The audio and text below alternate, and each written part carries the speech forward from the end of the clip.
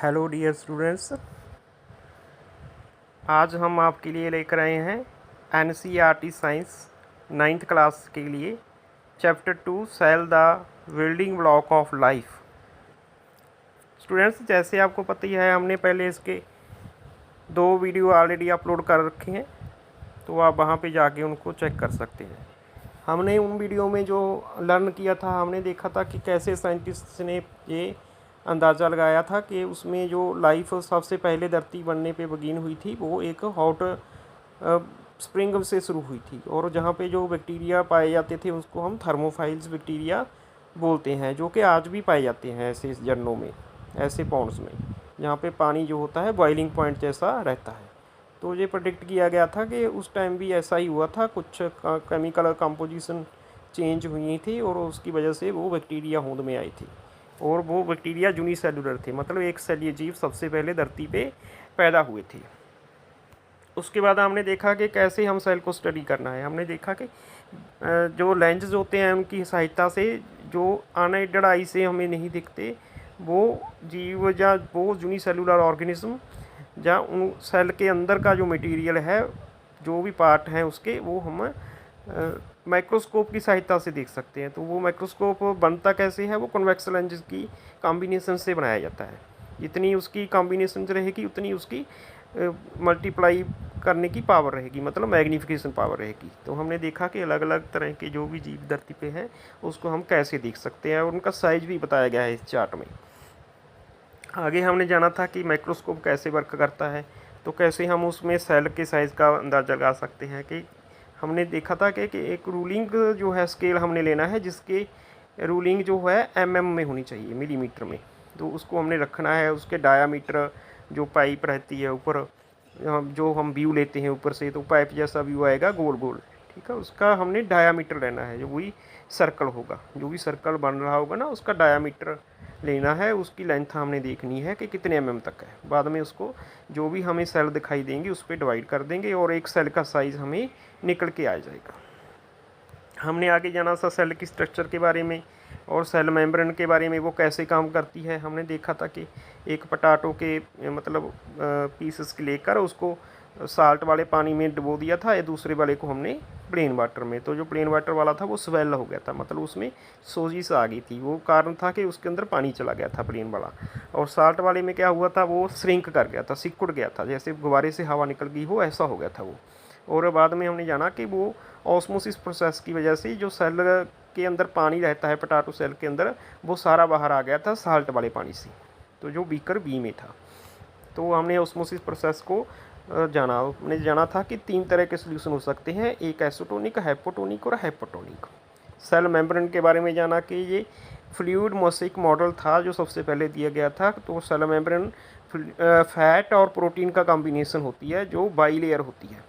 तो ये वर्क कैसे करती है, ये एक फ्लूइड की तरह होती है, जो मतलब फ्लिप कर सकती है, रोटेट कर सकती है, जैसे उसको काम करना है वैसे वो करती रहती है। और इसके गेट कीपिंग एक्ट भी होते हैं जो प्रोटीन काम करते हैं, और उस मेम्ब्रेन में सारे वो चीज़ें होती हैं जो इसको किसी केमिकल के साथ बाइंड करने में हेल्प करती हैं। तो हमने जाना था कि ये एक मोसेक मॉडल था। तो हमने आगे ये 2 तरह के सेल को कंपैरिजन करके देखा था, एक प्लांट सेल और दूसरे वाला एनिमल सेल, जो ह्यूमन बॉडी के चीक से लिया गया था।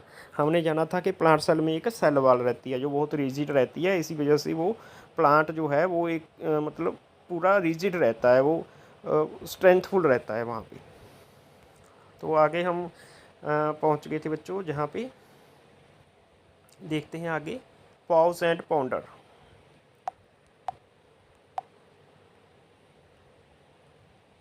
But argument would you give for the necessity of a cell wall in plants.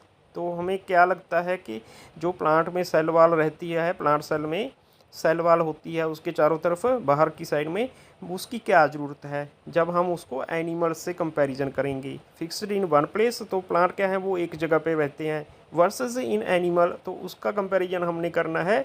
उसने लिख रखा है वर्सेस लिख के, कि हमने कंपैरिजन करना है किसके साथ, एनिमल के साथ। वो एनिमल जो मूव करते रहते हैं एक जगह से दूसरी जगह पे। तो क्या इसके फ़ायदे हैं, नेसेसिटी क्या है इसकी। दूसरे में हमने देखा what consequences would you predict for a plant cell if the cell wall were to become flexible as a cell membrane। तो हमें क्या सिट्टे निकलेंगे इस चीज़ के, क्या रिजल्ट्स होंगे, कॉन्सिक्वेंसेस रहेंगे, मतलब अगर हम ये प्रिडिक्ट कर लें कि सेल जो प्लांट का है ना वो उसमें सेल वॉल नहीं है, वो एक सेल मेम्ब्रेन की तरह काम करता है।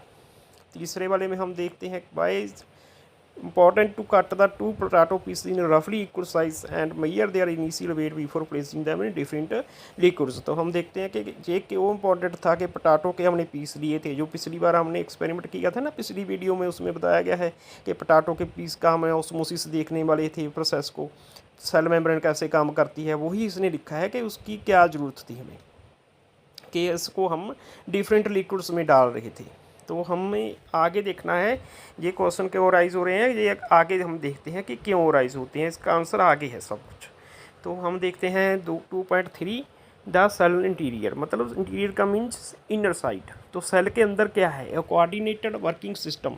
तो उसमें एक वर्किंग सिस्टम रहता है, वो सारे जो उसके अंदर में पार्ट है ना, जो भी उसके ऑर्गेनली से हैं अंदर, जो भी ऑर्गेन है सेल के अंदर, तो वो कोऑर्डिनेटेड होकर काम करते हैं, मतलब मिलजुल के काम करते हैं। जैसे आप क्लास में क्लास अटेंड करते हो तो टीचर के साथ आप क्या करते हो, कोऑर्डिनेट करते हो, तभी तो पूरी क्लास अटेंड हो पाती है ना, आपको अच्छी तरह से समझ लग सकता है।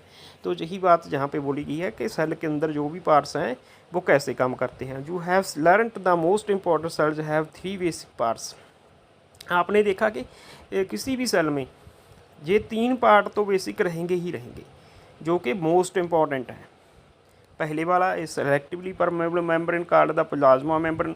तो पहली वाली तो एक झिल्ली रहती है जिसको हम मेम्ब्रेन बोलते हैं, तो ये सेलेक्टिवली परमेबल है। ये शब्द कई बार आ चुका है बच्चों। सेलेक्टिवली मतलब जो चीज़ को चाहिए उसको अंदर ले जाती है और जो चीज़ को चाहे वो बाहर निकाल सकती है। ऐसा नहीं है कि जो भी आए उसको अंदर ले गई, जिसको इसने ब्लॉक करना है उसको रोक देती है, अपने सारे दरवाजे बंद कर लेती है ये, तो इसको हम प्लाज्मा मेम्ब्रेन बोलते हैं। दूसरा सेमी फ्लूइड है। तो फ्लूइड तो है बट वो इतना फ्लूइड भी नहीं है, मतलब सेमी है, थोड़ा सॉलिड जैसा है, तो जेली लाइक सब्सटेंस है, इसे हम बोलते हैं साइटोप्लाज्म। आगे देखते हैं बच्चों, प्रोमिनेंट न्यूक्लियस, एक इसमें बहुत इंपॉर्टेंट चीज़ न्यूक्लियस भी है। Addition to the nucleus the cytoplasm contain several sub cellular components called organelles. तो न्यूक्लियस के अलावा इस सेल के अंदर क्या रहता है, एक फ्लूइड जैसा सब्सटेंस रहता है जो मैक्सिमम अमाउंट में होता है, इसको हम क्या कहते हैं, साइटोप्लाज्म। तो साइटोप्लाज्म के अंदर बहुत सारे सेल के पार्ट, सब सेलुलर पार्ट्स, जहाँ सब सेलुलर कंपोनेंट्स बोल रखा है, वो इसमें पड़े रहते हैं, किसमें, साइटोप्लाज्म में। तो मैंने बोला है कि साइटोप्लाज्म एक फ्लूइड जैसा पदार्थ होता है, वो सेल के अंदर भरा रहता है, इसकी जो अमाउंट है वो सबसे ज़्यादा होती है। दूसरे पे हमने बोला है कि उसके अंदर कुछ कंपोनेंट्स पड़े रहते हैं जिसको हम सब सेलुलर कंपोनेंट्स बोलते हैं, और उसका असली नाम क्या है, ऑर्गेनेल्स। तो सेल ऑर्गेनेल्स इसमें पड़ी रहती हैं along with other substances present in it, और दूसरे सब्सटेंस के साथ ये सारा कुछ मिक्स करके सेल के अंदर पड़ा रहता है। Most of which are only visible with an electron microscope. तो इनमें से बहुत सारे ऐसे हैं, ऐसे पार्ट्स हैं सेल के अंदर जो हमें ओनली इलेक्ट्रॉन माइक्रोस्कोप की सहायता से ही देखे जा सकते हैं, क्योंकि इलेक्ट्रॉन माइक्रोस्कोप क्या है, बहुत पावरफुल है ना, ये लेटेस्ट जो है डिस्कवरी है साइंस की। तो यहाँ पे 2-3 सेल दिखा रखे हैं, हम देखते हैं क्या है ये टाइपिकल बैक्टीरियल सेल। ए वाले में क्या है, एक बैक्टीरियल सेल दिखाया गया है, ये बैक्टीरिया है, मतलब पूरा बैक्टीरिया ही है एक तरह का, वो बैक्टीरिया सिंगुलर सेलुलर है, मतलब यूनिसेलुलर बैक्टीरिया है। दूसरा प्लांट सेल है, उसको हमने लेबल भी कर रखा है सारे को, देखो उसमें क्या क्या पार्ट है सारे बता रखे हैं इन्होंने। और तीसरे में क्या है, एनिमल सेल है, इसको भी इसने सारा लेबल कर रखा है। तो देखो इसमें हम जब स्टडी करेंगे तो हमें पता चलेगा। न्यूक्लियस तो देखो तीनों में ही रहेगा ही रहेगा, न्यूक्लियस प्रोमिनेंट है, इसकी मेम्ब्रेन सेल जिसको प्लाज्मा मेम्ब्रेन बोलते हैं वो भी इसमें तीनों में रहेगी, ठीक है बच्चों। तो फ़र्क क्या है, एक तो जैसे प्लांट सेल है इसमें क्लोरोप्लास्ट पाया जाता है। क्लोरोप्लास्ट क्या है एक्चुअली, क्लोरोप्लास्ट एक प्लास्टिड है, ये एक प्लास्टिड होता है जिसका नाम क्लोरोप्लास्ट है। आप इसको थोड़ा ऐसे ही सुन के याद कर लो। क्लोरोप्लास्ट क्या है, एक प्लास्टिड होता है जो जिसका नाम ही क्लोरोप्लास्ट है, उसके बाद मतलब प्लास्टिड की एक टाइप है, ये कई टाइप का होता है प्लास्टिड, बट ये एक टाइप है जो क्लोरोप्लास्ट है। उसके बाद ये क्या काम करता है क्लोरोप्लास्ट, इसमें एक ग्रीन कलर का पिगमेंट होता है जिसको हम क्लोरोफिल बोलते हैं। तो क्लोरोफिल का काम क्या है, ये सनलाइट को लेता है और भोजन बनाने में मदद करता है। ठीक है, ये मतलब एनर्जी प्रोड्यूसिंग एक सब्सटेंस है जो प्लांट के अंदर भोजन खुद बना देता है। और दूसरा क्या है, ये प्लांट में ही होता है क्लोरोप्लास्ट। ठीक है बच्चे। दूसरा है इसमें सेल वॉल। तो सेल वॉल बैक्टीरिया में भी होता है, प्लांट सेल में भी रहता है। कई बैक्टीरिया में होता है, कई में नहीं भी होती सेल वॉल। तो जो एनिमल सेल है उसमें सेल वॉल नहीं रहती, उसमें कोई भी सेल वॉल नहीं रहती एनिमल सेल में। तो तीसरा इसमें रहता है साइटोप्लाज्म। साइटोप्लाज्म वो सारे में ही है, ये देखो साइटोप्लाज्म ये लिखा हुआ है। उसके बाद ये साइटोप्लाज्म है, साइटोप्लाज्म इधर भी है, ये देखो बैक्टीरिया वाले में भी है। ठीक है, जो साइटोप्लाज्म सब में रहता है। और आप देख सकते हो इसमें सेल वॉल दिखाई गई है।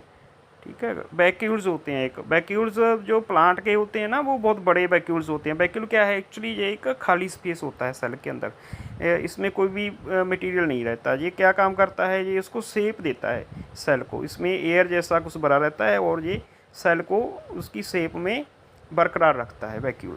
तो प्लांट सेल में तो ये बहुत बड़ा होता है वैक्यूल, बट एनिमल सेल में ये छोटे छोटे होते हैं। ये देखो ये एनिमल सेल है, इसमें वैक्यूल बहुत छोटा सा दिखाया गया है। आगे देखो बच्चे, इसमें थोड़ा माइटोकॉन्ड्रिया भी दिखाया गया है। ये देखो माइटोकॉन्ड्रिया, माइटोकॉन्ड्रिया एनर्जी प्रोड्यूसिंग एक फैक्ट्री होती है, ये एनर्जी प्रोड्यूस करती है। इसका काम क्या है, एनर्जी को प्रोड्यूस करना। हम बाद में देखेंगे इसकी डिटेल में, अगर आपकी बुक में हो तो आप मोटा मोटा जहाँ से इतना ही ज़्यादा कर लो अभी। दूसरा राइबोसोम होते हैं इसमें। ठीक है, राइबोसोम बैक्टीरियल में भी होते हैं। और ये साइटोप्लाज्म हमने बता दिया। ये एक बैक्टीरिया में एक्स्ट्रा लगा हुआ है अपेंडिसेस फॉर लोकोमोशन, मतलब इसको चलने फिरने में ये मदद करता है, एक जगह से दूसरी जगह ये मूव करता रहता है इस अपेंडाइज की मदद से, सहायता से। ये दूसरे वालों में नहीं रहता, दूसरे को तो मूव ही नहीं करना है ना, ये सिंगल सेलुलर एनिमल है एक यूनिसेलुलर, तो उसको मूव तो करना पड़ेगा भाई। ठीक है, तो इसमें ये एक्स्ट्रा से लगा रहता है। ये न्यूक्लियस है और ये न्यूक्लियोसस भी दिखाए गए हैं इसमें। ये न्यूक्लियस का एक पार्ट है, मतलब उसका छोटा पार्ट है न्यूक्लियोलस। ओके, तो आगे बढ़ते हैं बच्चे।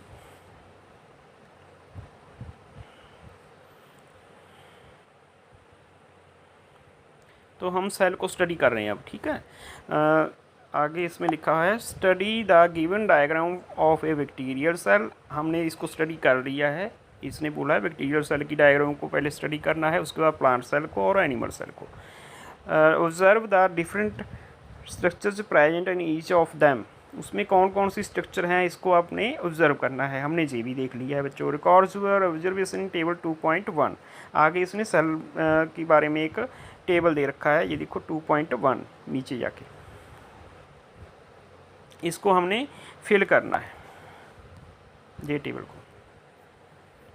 ए bacterial cell like a well defined nucleus. तो बैक्टीरियल सेल में क्या है, हम यह बात आपको बताना भूल गए बच्चों। बैक्टीरियल सेल में कोई भी अच्छी तरह से बना हुआ, मतलब पूरा बना हुआ वेल डिफाइंड न्यूक्लियस नहीं होता इसमें। इसकी जगह क्या रहते हैं, न्यूक्लियाइड बोलते हैं। ये देखो लिखा हुआ है आपके न्यूक्लियाइड, ये देखो न्यूक्लियाइड, तो इसमें न्यूक्लियाइड रहते हैं। आगे देखो, तो न्यूक्लियस बैक्टीरियल सेल में नहीं होता, इसकी जगह पे न्यूक्लियाइड होता है। न्यूक्लियाइड मतलब न्यूक्लियस का ही एक पार्ट, मतलब हिस्सा है जो पूरी तरह डेवलप नहीं हुआ अभी। एंड ए मेम्ब्रेन बाउंड, आगे देखते हैं बच्चों, and membrane bound organelles surrounded by there over membrane. तो इसमें सारी ऑर्गेनेलीज जो है ना सेल के पार्ट, मतलब वो कहाँ पे रहते हैं, इसकी अपनी ही मेम्ब्रेन के अंदर घिरे रहते हैं। Such cells are called prokaryotic cell. तो ऐसे सेल्स को हम प्रोकैरियोटिक सेल भी बोल देते हैं। प्रोकैरियोटिक का मतलब होता है पुराने टाइप का, प्रिमिटिव, ओल्ड फैशन्ड। ठीक है बच्चे। और कैरियन मीन्स न्यूक्लियस। तो इसमें जो न्यूक्लियस है ना, जब न्यूक्लियस पूरी तरह से डेवलप नहीं हुआ था, मतलब ये बात है जब हमारी पहली धरती पे जो पहले जीव आए थे, ठीक है, तो तब क्या था, न्यूक्लियस पूरी तरह से डेवलप नहीं हुआ था, वो धीरे धीरे करके डेवलप होने शुरू हुए थे। तो बाद में उसमें न्यूक्लियस वेल डिफाइंड बन गया था, प्रिपेयर हो गया था। पहले जो क्या था, वेल डिफाइंड भी नहीं था, और उसको हम न्यूक्लियाइड की लैंग्वेज बोलते हैं। उसका नाम क्या रखा है हमने, न्यूक्लियाइड, ठीक है, ये नाम तो हमने रखा है उसका, बट एक्चुअल में वो न्यूक्लियस पूरी तरह डेवलप नहीं है, इसी वजह से उसको अलग से नाम देना पड़ा। तो वो पहले वाला सेल था प्रीमिटिव, तो उसको हम बोलते हैं कि वो कैरियन टाइप का था, मतलब उसका न्यूक्लियस जो पहली टाइप का, पुराने टाइप का न्यूक्लियस है उसमें, इसी वजह से उसको नाम दे दिया हमने प्रोकैरियोटिक सेल। समझ गए बच्चे? आगे हम इसके बारे में और भी डिटेल में करते जाएंगे, आप थोड़ा सा मोटा मोटा इसको समझ लो। वैसे कोई इतना बोरिंग सिस्टम नहीं है, ये बहुत इंटरेस्टिंग चीज़ है और इम्पोर्टेंट भी बहुत है। अगर आपने एक बार इसको समझ लिया ना, तो लाइफ टाइम आपके काम आने वाली चीज़ है ये। तो दूसरे वाला कौन सा रहता है, इसके उल्ट, प्रोकैरियोटिक के उल्ट अपोजिट, उसको हम बोलते हैं यूकैरियोटिक सेल। वो देखते हैं अभी आके। In prokaryotic cell most cellular activity take place in the cytoplasm. तो इसकी जो सेलुलर एक्टिविटी हैं वो मोस्टली कहाँ पे होती हैं, साइटोप्लाज्म में। In contrast plants and animal cells have well defined and several membrane bond organelles such cells are called eukaryotic cell. इसके अपोजिट इन कंट्रास्ट मीन्स जो हमने ऊपर देख लिया बैक्टीरिया सेल का, ठीक है बच्चे, ये वाला बैक्टीरिया सेल के उल्ट क्या है, प्लांट और एनिमल सेल्स हैं। तो प्लांट और एनिमल सेल इसके उल्ट क्यों हैं, क्योंकि ये मल्टी सेलुलर ऑर्गेनिज्म है, ठीक है ना। तो इसमें क्या है, इसमें वेल डिफाइंड न्यूक्लियस रहता है, ये लिखा हुआ है। तो और सेवरल मेम्ब्रेन बाउंड ऑर्गेनेलिज, इसके मेम्ब्रेन के अंदर बहुत सारी ऑर्गेनेलिज बंदी रहती हैं, मतलब एक जगह पे इकट्ठी हो के बैठी गई हैं, उसमें मेम्ब्रेन बाउंड है। Such cells are called eukaryotic cell, इसको हम यूकैरियोटिक सेल बोलते हैं। जीव का मतलब क्या होता है, ई यू करके, इसका मतलब है ट्रू, मतलब असली वाला जो अभी डेवलप हो गया है। And karyon means nucleus, karyon का मतलब तो दोनों में ही न्यूक्लियस है, चाहे वो प्रोकैरियोटिक हो चाहे वो यूकैरियोटिक हो। तो फ़र्क कहाँ पे है, प्रो वाले में, प्रो मीन्स कोई चीज़ पहले की हो, यू मीन्स जो अभी अभी लेटेस्ट है, जो इसमें असली चीज़ है, ट्रू है। तो न्यूक्लियस के ही डिफरेंस है दोनों में, ठीक है बच्चे। Most details of the characteristic of protect and cell is given in table 2.2। और भी इसकी जो कंपैरिजन दे रखा है, कैरेक्टरिस्टिक डिटेल है, वो 2.2 में हम आगे जाके इसको स्टडी करेंगे, ठीक है बच्चे। ये धीरे धीरे मतलब डेवलप हुआ है, जो एनिमल्स हैं, प्लांट्स हैं, जैसे हमारा भी बोला जाता है ना कि हमारे भी कुछ प्रिमिटिव थे, जैसे गोरिल्ला था जी, है ना, मंकी को बोल देते हैं कभी। तो हमारी बॉडी भी धीरे धीरे ह्यूमन की टाइप में आ गई थी, तो ऐसे ही ये भी है। सारे ऑर्गेनिज्म जो भी है ना धरती पे, उसको धीरे धीरे डेवलप होके आए हैं। ऐसे ही वो बैक्टीरिया भी हैं, उसमें पहले तो असली वाला न्यूक्लियस ही नहीं था, मतलब पूरी तरह बना नहीं था न्यूक्लियस, ठीक है ना। उसको हम प्रोकैरियोटिक सेल बोल के आए हैं अभी। तो ये समझने वाली बात है, आप समझ लो बस। यहाँ पे टेबल आपने ये बेस्ड ऑन देयर स्ट्रक्चर आपने फिल करना है। सेल मेम्ब्रेन बैक्टीरियल सेल में कौन सी रहती है, सेल मेम्ब्रेन प्लांट सेल में और एनिमल सेल में। सेल मेम्ब्रेन तो तीनों में है, ठीक है बच्चे। सेल वाल कहाँ पे रहती है, ये देखो, ये पहले वाला तो तीनों में जैसा आएगा, ठीक है। सेल वाल बैक्टीरियल सेल में रहती है, प्लांट सेल में भी रहती है, मोस्टली बैक्टीरियल सेल में रहती है, ज़्यादातर सारों में नहीं होती। आप एक बार टिक लगा दो, एनिमल सेल में नहीं होती। और साइटोप्लाज्म ये तीनों में होता है। वेल डिफाइंड न्यूक्लियस किस में रहता है, बैक्टीरिया में नहीं रहता, प्लांट में रहता है और एनिमल में रहता है। प्रीमिटिव न्यूक्लियस और न्यूक्लियाइड किस में होता है, ये बैक्टीरिया सेल में होता है, दूसरों वालों में नहीं होता। मेम्ब्रेन बाउंड ऑर्गेनेलिज किस में रहती हैं, membrane bound organelles bacterial cell में भी रहती हैं और दूसरे वालों में रहती हैं।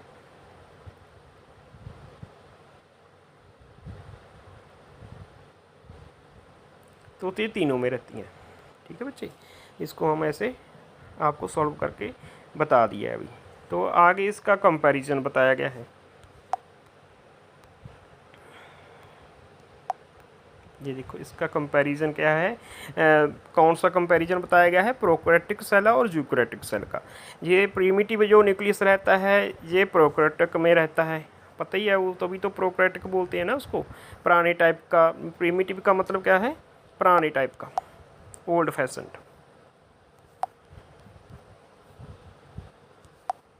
प्रिमिटिव मीन्स पुराने टाइप का, ओल्ड फैशन्ड। तो ये कहाँ पे रहता है, प्रोकैरियोटिक सेल में रहता है और यूकैरियोटिक में नहीं होता है। आप चाहे तो एब्सेंट लिख दो, नहीं तो नो लिख दो। Diameter of typical cell, diameter इसका 1 से लेकर 10 माइक्रोमीटर तक रहता है, और यूकैरियोटिक का थोड़ा सा साइज बड़ा होता है, मतलब 10 से लेकर 100 micrometer. Number of cells in an organism, ये आमतौर पर इसके ऑर्गेनिज्म में कितने सेल होते हैं, एक्चुअली यूनिसेलुलर होते हैं प्रोकैरियोटिक, एक सेलीय जीव होते हैं, जैसे बैक्टीरिया बताया आपने आपको। तो दूसरे वाले यूनिसेलुलर भी हो सकते हैं और मल्टी सेलुलर भी हो सकते हैं। ठीक है बच्चों, बहुत ईजी है, देखो आप थोड़ा सा ना इसको कंसंट्रेट करके स्टडी करो, जैसे मैं बता रहा हूँ। मेम्ब्रेन बॉन्ड ऑर्गेनेलिज प्रोकैरियोटिक में नहीं रहती हैं, यूकैरियोटिक में रहती हैं। मेम्ब्रेन बॉन्ड न्यूक्लियस पहली वाले प्रोकैरियोटिक में एब्सेंट रहता है और दूसरे वाले में होता है। तो मेम्ब्रेन न्यूक्लियस के चारों तरफ भी एक मेम्ब्रेन होती है। ठीक है बच्चे, यही आपको यहाँ पे लिखा हुआ है मेम्ब्रेन बॉन्ड न्यूक्लियस में। इसका क्या मतलब है कि जो है मेम्ब्रेन बॉन्ड न्यूक्लियस, मेम्ब्रेन जो रहती है ना वो न्यूक्लियस के चारों तरफ भी रहती है, उसको हम न्यूक्लियर मेम्ब्रेन बोलते हैं। तो ये प्रोकैरियोटिक में नहीं होती, क्योंकि वहाँ पे तो न्यूक्लियस पूरा डेवलप ही नहीं हुआ ना, तो मेम्ब्रेन भी नहीं रहेगी वहाँ पे, तो वो यहाँ पे रहती है। Which of the cells given in table 2.10 fall under the categories of prokaryotic cell and eukaryotic cell। तो फिगर बताई गई है 2.10, उसमें से आपने देखना है कि कौन सी कैटेगरी में कौन सा सेल रहता है। Ready to go wind in a eukaryotic cell, a network of fine fibres form the cytoskeleton. तो यूकैरियोटिक सेल में जो पुराने टाइप के सेल रहते हैं, नए टाइप के सेल रहते हैं यूकैरियोटिक सेल, उसमें एक नेटवर्क सा बना रहता है छोटे छोटे फाइबर का, फाइन फाइबर्स का, जिसको हम साइटोस्केलेटन बोलते हैं। Which provides structural support maintain cell shape. इसका काम क्या है, वो उसको सपोर्ट करता है, मतलब उसको सहारा देता है कि उसकी स्ट्रक्चर बरकरार रहे, वो मेंटेन रहे, उसकी शेप वगैरह, है ना।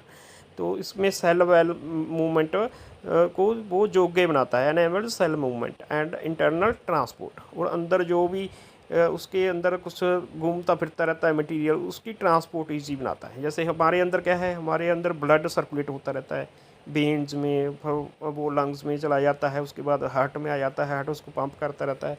ऐसे इसके अंदर भी जो भी मटेरियल है ना, फ्लूइड है, वो सारा क्या करता रहता है, मूवमेंट करता रहता है अंदर अंदर, उसको बोलते हैं internal transport. It is visible only under an electron microscope as या सेपरेट एंटिटी। इसको सिर्फ इलेक्ट्रॉन माइक्रोस्कोप की सहायता से देखा जा सकता है, और ये सारे अलग अलग दिखते हैं, जितने भी इसके कंपोनेंट्स हैं ना सेल के अंदर, वो सारे हम डेफिनेटली अलग अलग देख सकते हैं उनको कला कला। It is possible only under an microscope. The cytoplasm में आल्सो स्टोर स्टार्च। साइटोप्लाज्म में क्या स्टोर रहता है, स्टार्च रहता है। किस सेल में रहता है, ये प्लांट सेल में।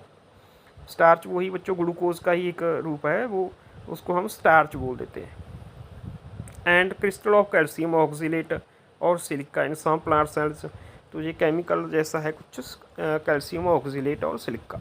These are known as cell inclusions. इसको हम सेल इंक्लूजन्स भी बोल देते हैं, मतलब जो एक्स्ट्रा कुछ जैसे भरा हो सेल के अंदर, इसको हम इंक्लूजन्स बोलते हैं। आगे देखते हैं बच्चों, why do eukaryotic cell need these organelles.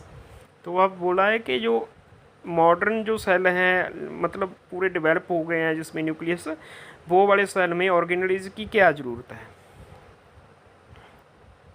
Eukaryotic cell carry out various life processes in different cell organelles. तो ये अपनी सारी जो लाइफ की प्रोसेसेस हैं ना, वो सारे इसमें चलता रहता है। इस कहाँ पे चलता है, अलग अलग सेल ऑर्गेनेलीज, वो पार्ट्स जो सेल के अंदर रहते हैं, ठीक है, इंडिपेंडेंटली, मतलब अलग अलग करते हैं वो काम एट दी सेम टाइम, एक समय पे ही सारा काम अलग अलग चलता रहता है। जैसे हमारी बॉडी में भी ऐसा ही है, हमारा हार्ट है वो पंप करता रहता है, हमें पता भी नहीं चलता है ना। तो दूसरी तरफ हमारा ब्रेन जो है वो सिग्नल भेजता रहता है। तो दोनों में कोई मतलब कंपैरिजन तो नहीं है ना, वो अपना काम करता है, वो अपना करता है, इंडिविजुअली करते रहते हैं, एक टाइम भी करते रहते हैं। ऐसा तो नहीं है कि हार्ट ने काम करना मतलब बंद कर दिया, ब्रेन काम करे, है ना। ऐसी हमारी किडनी है, हमारे डाइजेस्टिव सिस्टम है, ये सारे इंडिविजुअली काम करते रहते हैं एक समय पे ही। ऐसी सेल के अंदर है बस। तो cell organelles help in building new materials, removing waste. तो सेल ऑर्गेनेलिज क्या करती हैं, नए नए पदार्थ बनाती रहती हैं और वेस्ट वाले को बाहर फेंकती रहती हैं। And providing energy to the cell, इसके अलावा वो एनर्जी भी देते हैं सेल को। They work together to perform all functions of a cell, वो सारे इकट्ठे होकर काम करते रहते हैं एंड फंक्शन है जो सेल का वो काम करता रहता है। In other words a cell is like a tiny living factory. वो दूसरे शब्दों में हम बोल सकते हैं कि सेल क्या है, एक छोटी जीवित लिविंग फैक्ट्री है एक। जैसे फैक्ट्री में कोई भी सामान तैयार होता है, जैसे कार की फैक्ट्री है, वहाँ पे कार्स तैयार होती रहती हैं, प्रिपेयर होती रहती हैं ना, हम बनाते रहते हैं, वर्कर लगे रहते हैं कार बनाने में। साइकिल की फैक्ट्री है तो साइकिल बनती रहती है ना, ऐसी ये है। With each of its part doing a specific job, तो हर पार्ट इसका अलग एक खास काम करता है। ऐसा नहीं है कि एक पार्ट है वो सारे काम ही कर दे। सेल के अंदर एक पार्ट को एक ही काम सौंपा गया है, वो भी इसका खास काम है जो।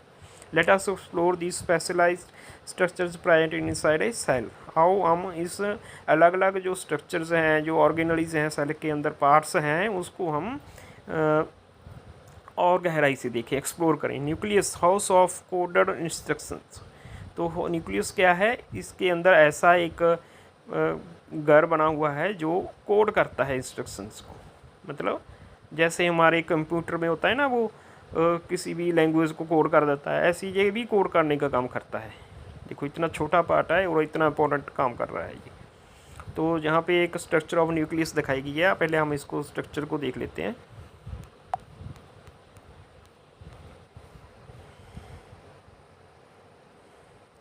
तो ये न्यूक्लियस है पूरा, ठीक है जी, ये दिखाया गया है पूरा न्यूक्लियस, स्ट्रक्चर ऑफ न्यूक्लियस।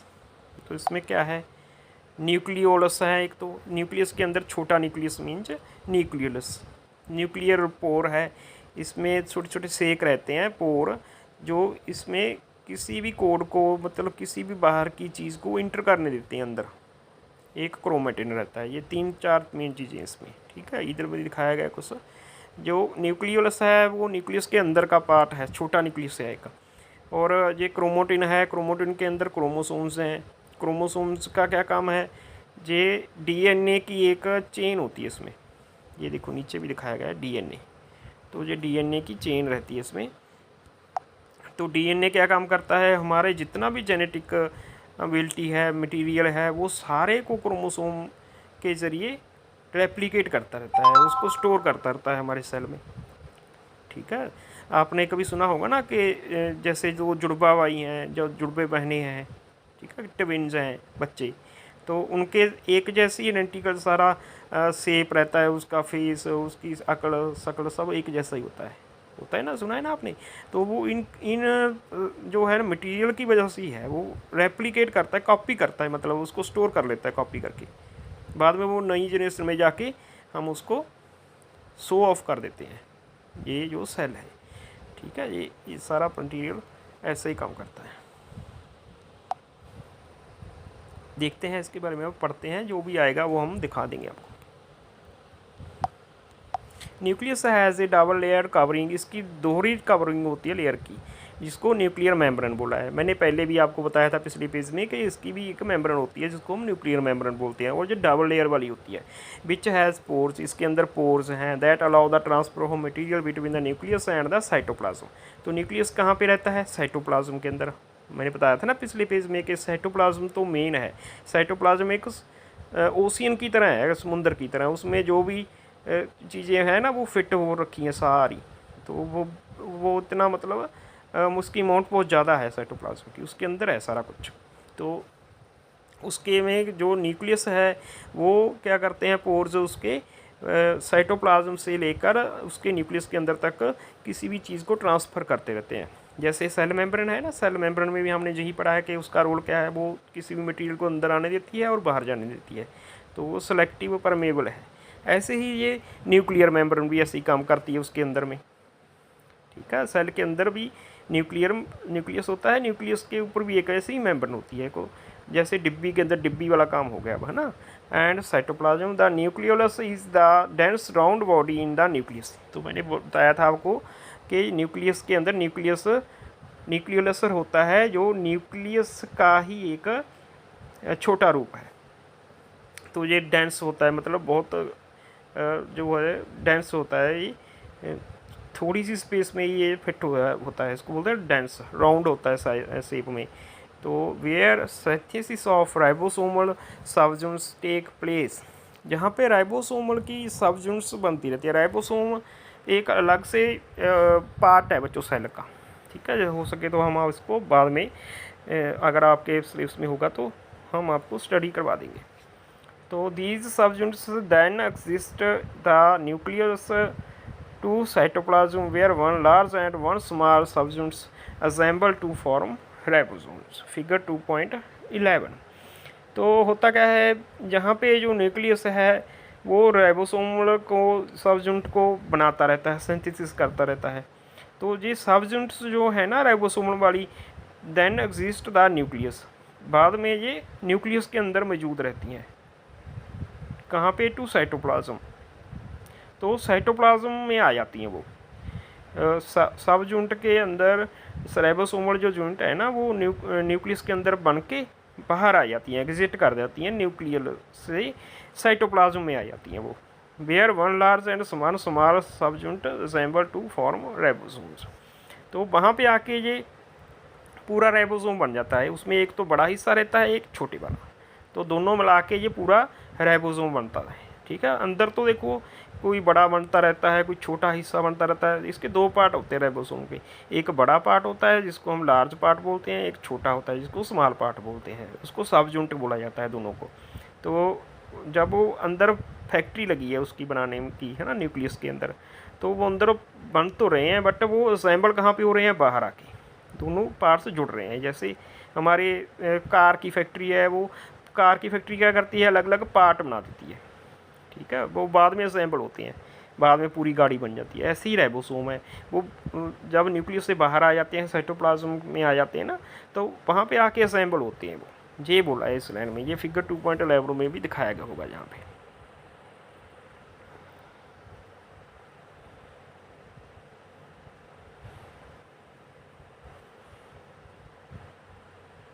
ये देखो, ये छोटा सा दिखाया गया बच्चों, यहाँ पे ये न्यूक्लियस दिखाया गया है पूरा, ये जो पर्पल कलर का है, ठीक है। ये इसके पोर्स दिखाए गए हैं बाहर की तरफ, ये पोर्स के थ्रू ये आ रहा है बन के। ये देखो, ये एक पोर है, यहाँ से एक क्या बन के निकल रहा है, ये न्यूक्लियस नहीं है, ये न्यूक्लियस का मतलब कुछ बन के बाहर की तरफ आ रहा है। ये पर्पल वाला तो न्यूक्लियस है, ये जो है ब्राउन वाला बन के रिबन जैसा निकल रहा है ना बाहर, किसी क्लोथ की तरह, है ना। तो जिग जैग मोशन वाला स्ट्रक्चर वाला, ये क्या है, ये ही तो राइबोसोम है ना। ये राइबोसोमल यूनिट्स है, ये पोर के थ्रू बाहर आ गई, बाहर आके ये साइटोप्लाज्म में अब मतलब वहाँ पे आके साइटोप्लाज्म में आ गई हैं अभी, सेल के अंदर जो साइटोप्लाज्म रहता है। तो अब जहाँ पे आके ये असेंबल हो जाएंगी दोनों, कौन सी दोनों, एक बड़े वाला पार्ट इसका, एक छोटे वाला। अभी इसमें इतना बारीकी से नहीं दिखाया गया है, बस इतना ही दिखाया गया है कि ये राइबोसोम बन के बाहर आ रही है सारी।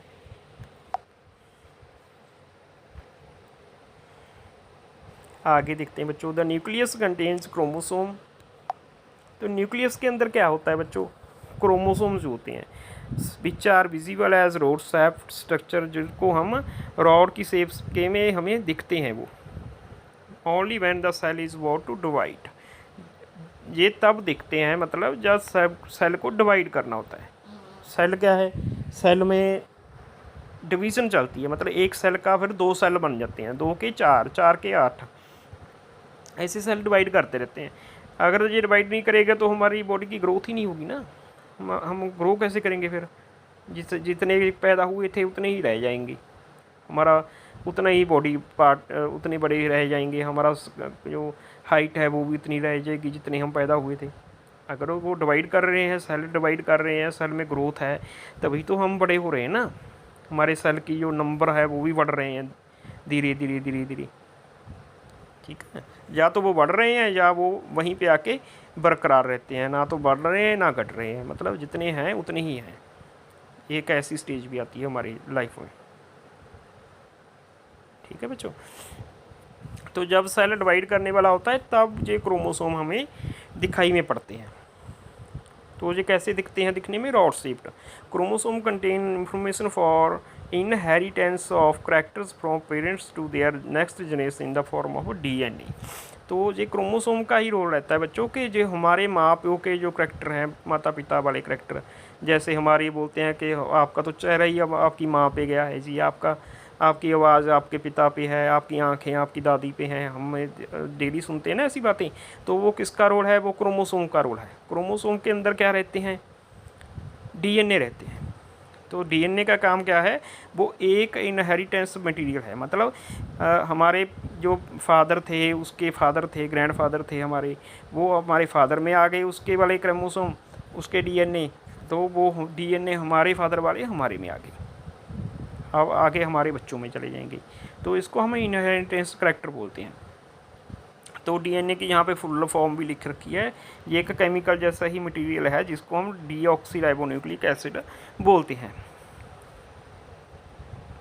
तो आगे लिखा है chromosomes are composed of DNA and specific proteins. तो एक तो क्रोमोसोम में डीएनए रहता है, एक स्पेसिफिक टाइप का प्रोटीन रहते हैं इसमें। DNA molecules contain the genetic information. तो डीएनए मॉलिक्यूल में क्या है? जेनेटिक इन्फॉर्मेशन है, मतलब जो हमारी एक पीढ़ी से दूसरी पीढ़ी तक जाने वाली इन्फॉर्मेशन है उसको हम बोलते हैं जेनेटिक इन्फॉर्मेशन।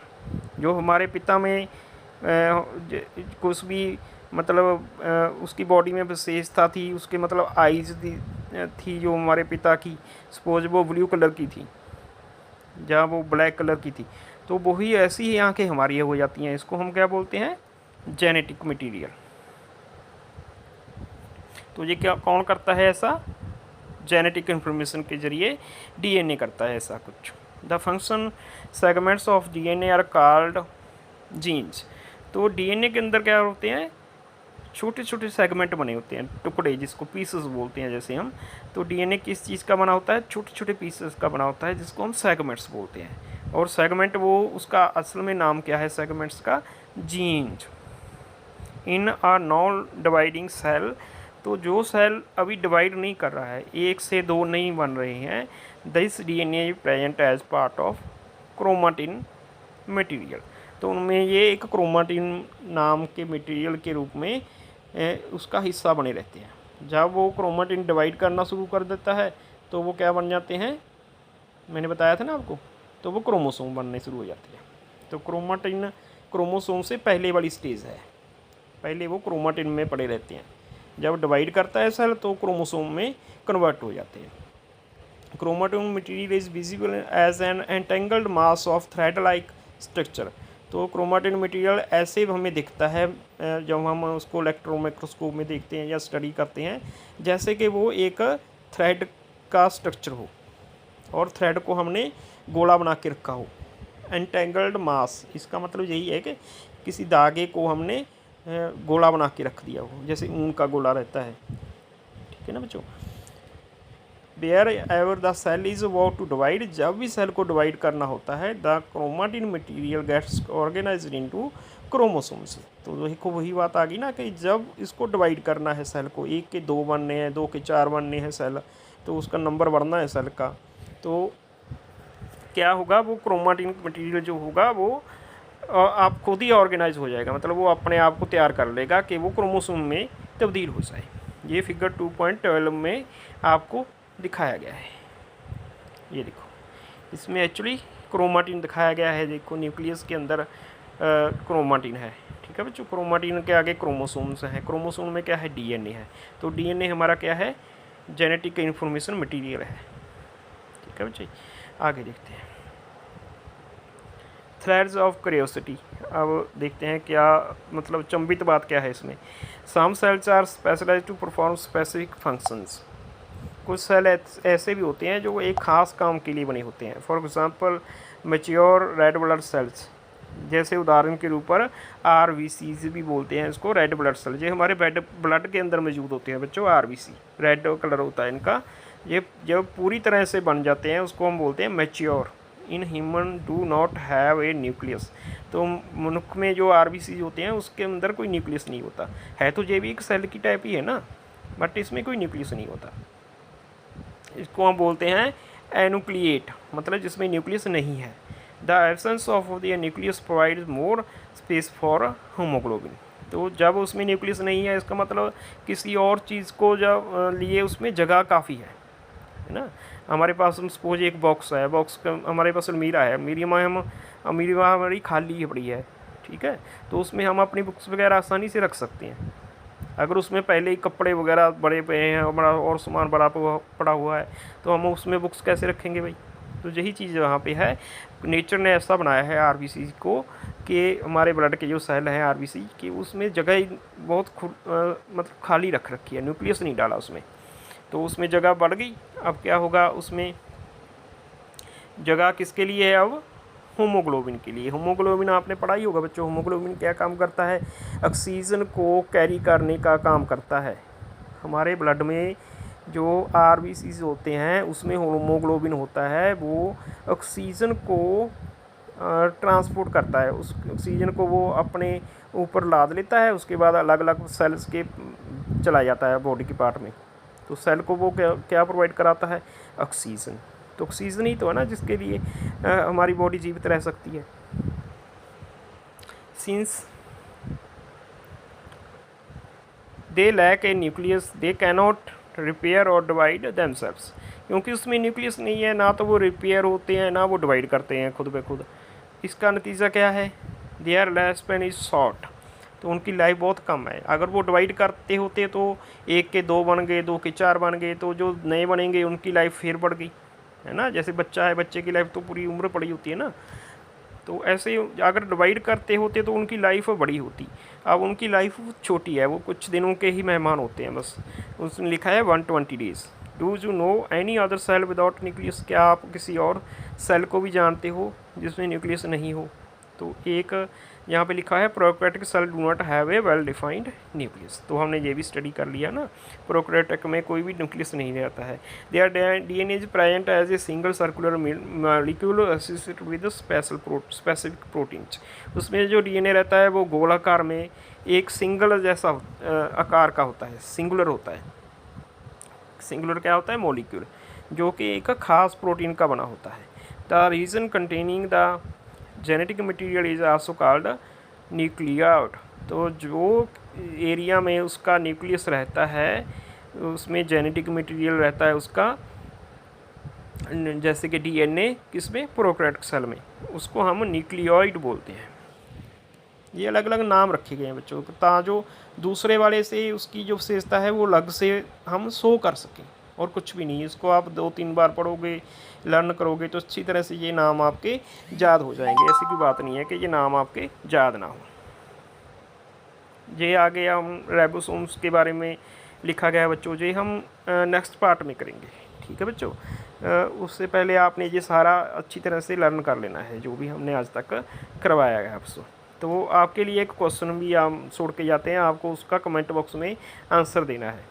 तो आपको क्या करना है, सेल की जितनी भी पार्ट्स हैं, ऑर्गेनेल्स हैं, आपने लर्न कर लिए हैं, उनके नाम कमेंट बॉक्स में डालने हैं, ठीक है बच्चे। मैं दोबारा से रिपीट कर रहा हूँ, आपको जितने भी सेल के पार्ट्स या ऑर्गेनेल्स हमने अभी तक या आपके बखूबी याद हैं, लर्न कर लिए हैं, उनके नाम डालने हैं आपने बस। तो मैं आपके कमेंट्स की वेट करूँगा, और आप हमारे जो चैनल है इसको लाइक, सब्सक्राइब और कमेंट करना ना भूलें बच्चों, ठीक है। तो धन्यवाद।